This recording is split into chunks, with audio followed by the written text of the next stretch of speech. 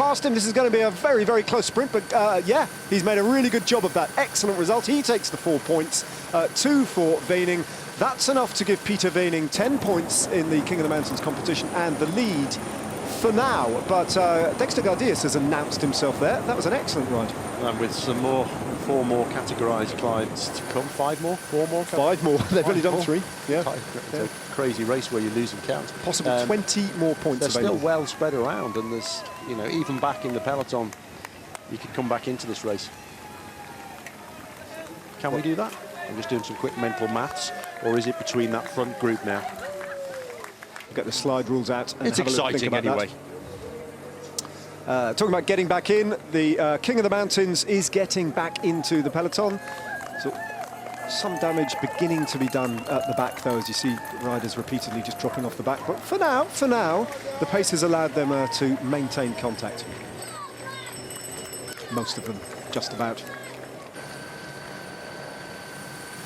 So Peter Veining would have, I am sure, known absolutely nothing about Dexter Gardias before this Tour de Yorkshire, but he's finding out now, and he might just have a rival for the King of the Mountains jersey. As things stand, though, he has taken, in the virtual sense, the jersey off his teammate Etienne van Empel. So the first part of his job has been done, and the breakaway of 7 still have got 3.5 minutes over the peloton.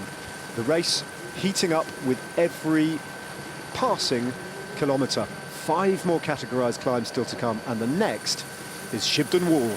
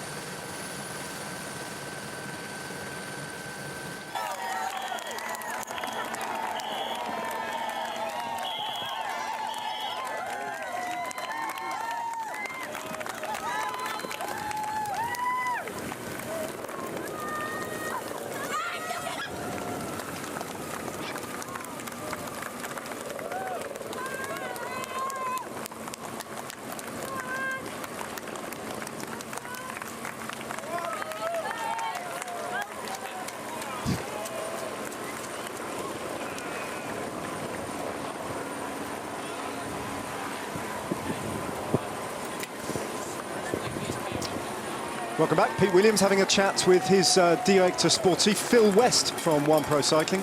Having a little word, formerly of British Cycling. And all 7 are still together. The advantage has grown a little bit again. 3:48 now, the advantage that these riders have over the breakaway. And a change in the commentary box. So back into the hot box, as we like to refer to it, because it is absolutely roasting hot in here for some reason. David Miller after a little bit of a breather. David, I hope that as we watch Caleb Ewan and the pink jersey of Etienne Van Empel just at the back of the peloton, I hope that you're not going to be as dismissive of the land art as I thought Chris Boardman was. No, I heard that, and I was very disappointed by Chris, to be honest. We were all a bit disappointed about him. Yeah. I'd like to see him go out there and do that. Don't tempt him. Can you imagine how perfect it would be as well? Symmetrical. Yeah, there we go. Now, that's proper, isn't it? Look at that. What is it? Wow. The big reveal. It's a splash of some sort. Someone spilled a lot of paint up there, haven't they? No, that's wonderful. That was real art.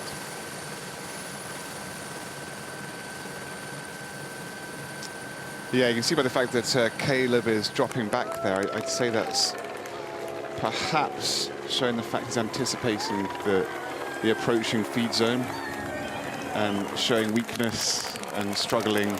So what are you suggesting, David? And he'll manage to find himself dropped about 5 kilometres, 10 kilometres before the feed zone, so he's on his own, and then does the classic, I'm too tired and exhausted, I have to stop the race. Might happen. We're into that feed zone that you've just been talking about, at least the breakaway riders are. And people often wonder, don't they, about bike racing and the amount of litter and mess that it has historically produced on the roads. But you could see all those riders there were very noticeably getting rid of, discarding all their little bits and pieces in that feed zone, because they know that the roads will be cleared and swept there. That's the theory anyway. It's not perfect doing it like that, and of course, you know, bits and pieces do end up by the side of the road. But that's a new thing to cycling over the last few years, isn't it? And quite the right thing to do as well. Yeah, it is. I mean, the peloton has changed in many ways since in the last 20 years, and one of those is the fact that the riders do tend to, the majority, keep their litter with them. And there's even some jerseys that are designed to have little pockets in the side panel to put your litter into. So, and then we have those litter zones where you then dispose of it. Exactly. The race organisers then have it organised clean away.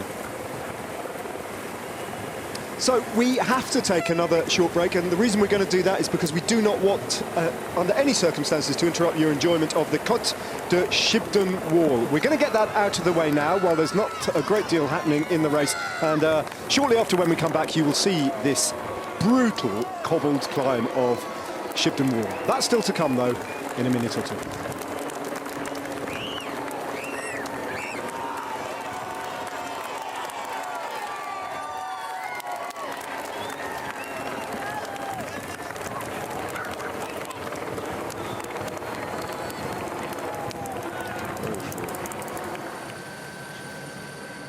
Oh, yeah.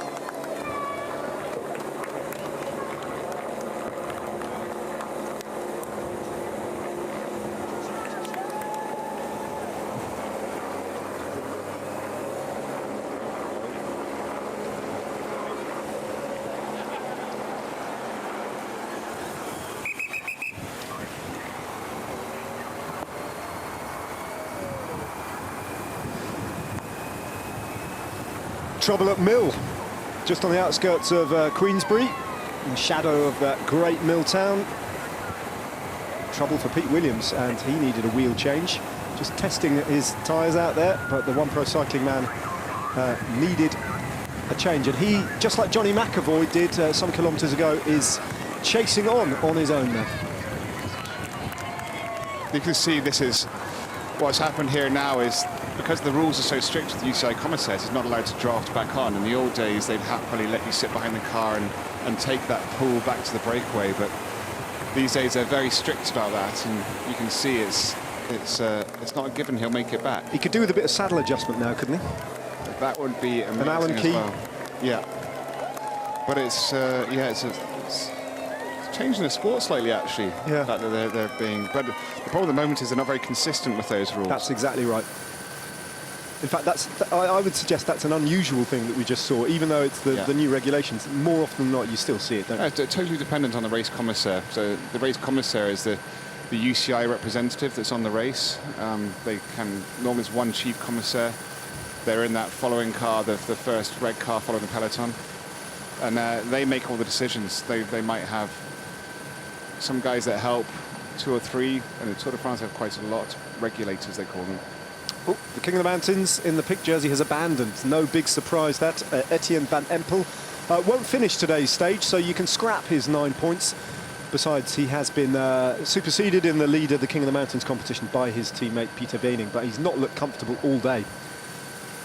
Funny, isn't it, that the King of the Mountains is one of the first to abandon on the hilliest stage, but that just, that's not really what the King of the Mountains jersey is necessarily about. No, and I think when he made such a big effort on the first day, and yesterday as well, trying to get in the break, that he's simply paying for those efforts now.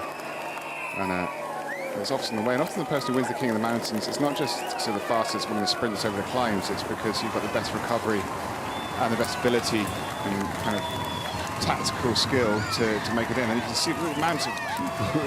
That's immense. Immense. And you see the speed of the peloton there as well, the way it's just ripping to pieces at the back. That's the attrition setting in, and look, there's still 100 kilometers to go.